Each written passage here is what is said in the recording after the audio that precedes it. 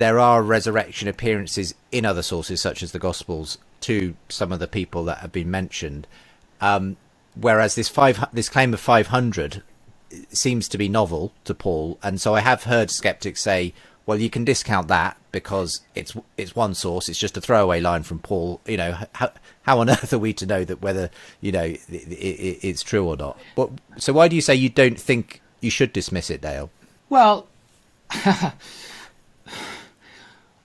so I don't know how to argue against a consistent skepticism, because you can doubt anything. But Paul says some of them are still alive. And I just don't see any reason to think that that's a fictional statement. If it were fiction, he might say he appeared to 500, but I'm not I mean, he's really clever if he thinks, oh, I'm going to make this up and I'm going to add that a few of them are still alive. That's just not right. It's like the end of John, where you have the beloved disciple, and people, some people thought that Jesus was going to come before he died, right? But Jesus didn't say that. The people who think that the beloved disciple is just a literary figure and there's no history behind that, they just can't explain something like that.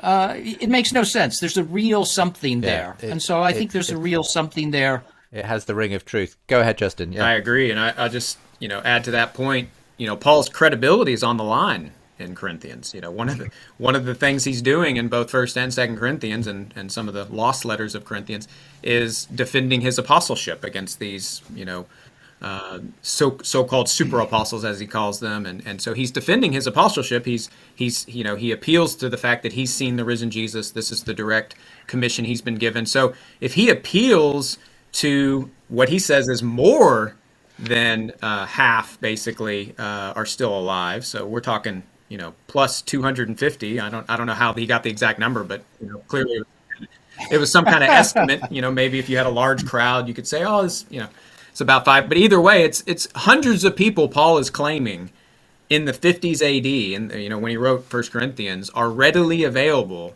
to encounter and to discuss the fact that they saw the risen Jesus.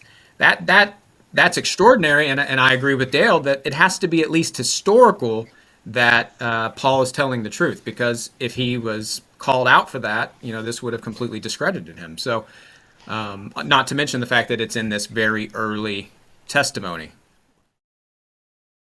Can you hear me? Is this working? We've all got used to muting and unmuting ourselves in recent years, but in our confused and divided culture, when Christians feel nervous about speaking up, it feels like God has been put on mute too. Well, this May, Premier Unbelievable the Conference is coming live from the British Library London as leading thinkers help the church and you to find your authentic voice again. Alistair McGrath, John Wyatt, Lisa Fields, Glenn Scrivener, Sharon Dirks, Joseph D'Souza, Phil Vischer, Skye Jethani and more guests will show how Christians can speak with truth and grace in troubled times. Plus, there'll be the global launch of our brand new ministry, helping skeptics to explore faith and Christians to share their faith with confidence. Not only that, your ticket includes our live Big Conversation event with renowned brain psychologist Ian McGilchrist and Christian neuroscientist Sharon Dirks on whether there's a master who made our mind. You can attend in person or online from anywhere in the world. So join me, Justin Brierley, on Saturday, the 14th of May for this year's conference. Find out more at unbelievable.live, and let's take God off mute. For more conversations between Christians and skeptics, subscribe to the Unbelievable podcast. And for more updates and bonus content, sign up to the Unbelievable newsletter.